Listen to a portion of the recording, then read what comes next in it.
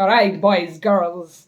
It's all about flow or non-flow, and that is very, very to the basic point, I suppose.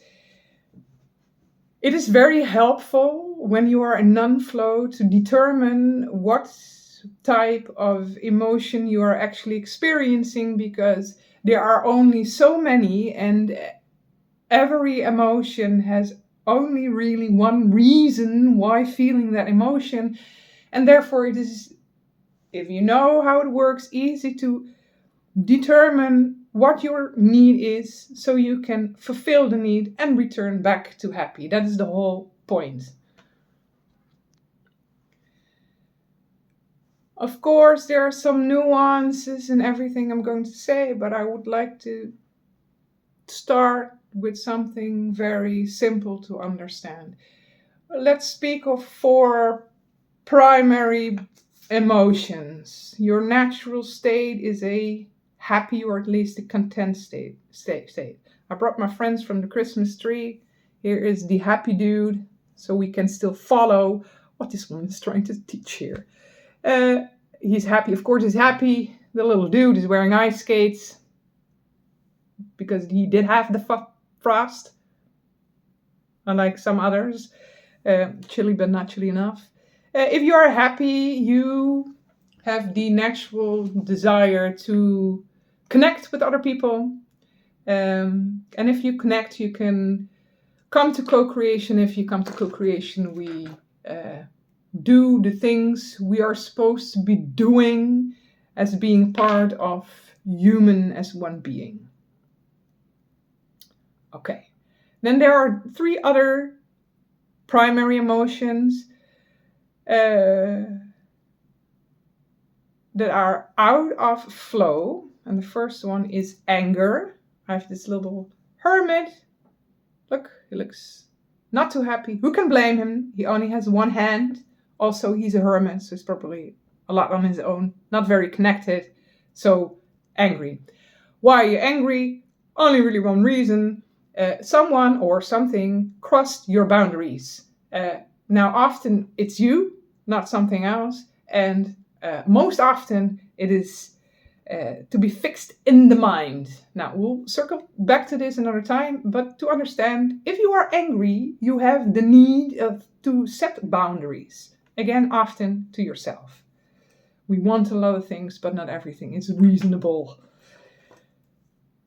Another state out of flow is despair, sadness. It's a very sad angel. I plucked her from the tree like this. I already find this really sad. I can only imagine what she were thinking right before she jumped off the branch. Sad. Also, who can blame her? She misses the entire bottom of her body. My Christmas tree actually looks really rather nice. Oh, poor thing. If we are sad, we only really have one need. We are in need of comfort. And this is important to share. If we don't show our emotions, we don't embrace them, we try to tuck them away, that results in not showing the other one what we are feeling. It is biologically beautifully built that if we are sad, we apparently get these features that other people make other people want to comfort us. So it is important to show your hurts and to others, but also, of course, to yourself. So comfort is also to get from yourself. The whole, hey, I have seen that I am sad and I can understand why, is already way more than half of the work. You take yourself seriously, you comfort yourself thereby. Now, a third state out of flow is fear. Now, this little dude is actually rather scary. You can see him ready with his stick to fight. About fear is important to understand that you are looking for safety. We can explain it simply like this. You have different types of brain. You have the human brain that makes you reason. You have the mammal brain that makes you learn by trial and error. And you have the reptile brain that makes you automatically work your survival systems. Now, if we are in any form of stress, and the biggest one, fear, we shut down. And now my fingers aren't tall enough, but it shuts down. What happens? You cannot use any type of brain, but for the reptile brain, it will keep on beating the heart, making you breathe, and so on. So the only task this little dude has is to seek safety. However he does, often it's the work in the brain instead of the work around. But whatever he does, that's the first task. Because only if he's relaxed again, and I wish I could bend this, when he's relaxed again and he feels safe enough, he's able to use his thinking to be or fix his fear and be more happy on the long term. So, super valuable to know that there are only pretty much 4 basic emotions. And if you recognize them, there is really only one type of need to address to. And it is all the emotions are meant to signal you how to get back to happy. So my little friends were happy to help. One last tip. For many people, it is hard enough to feel at all what we're feeling. My best tip is sit down with yourself, tell yourself, I'm happy, observe what your energy does. You command, your energy will follow. Mind the sensations in the head, the face, the neck, the shoulders, the back, the belly, all very important areas.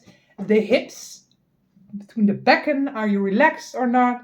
The tailbone, the buttocks, and maybe even the legs. Mind temperature differences, speed differences, sudden sensations as tickling or an itch. It's not a random itch, it is always energy that is changing. And then practice different emotions. So, very simple. If I'm angry, I can feel, it's never turning red, but I can feel energies building up here. If I would draw a picture of how my anger feels, I would draw red cheeks. Clearly, this happens internally when I'm angry. Often I feel if I don't out it immediately, that something wants to get out of my ears. Now, we all know this cartoon where the steam comes out of his ears, or the expression.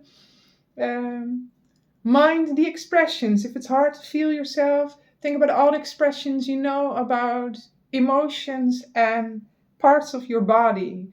I have a knot in my belly, we would say here. I feel speechless. I'm choking up. The sweat is on my forehead. It gives a lot away of what you're supposed to feel physically, sensationally wise. So, I am going to tell you often and a lot about how to really feel yourself, because once you can do this, you have your compass, and the compass is so important to walk the path that makes you so happy, so effortlessly. So I hope you benefit from it. Cheers.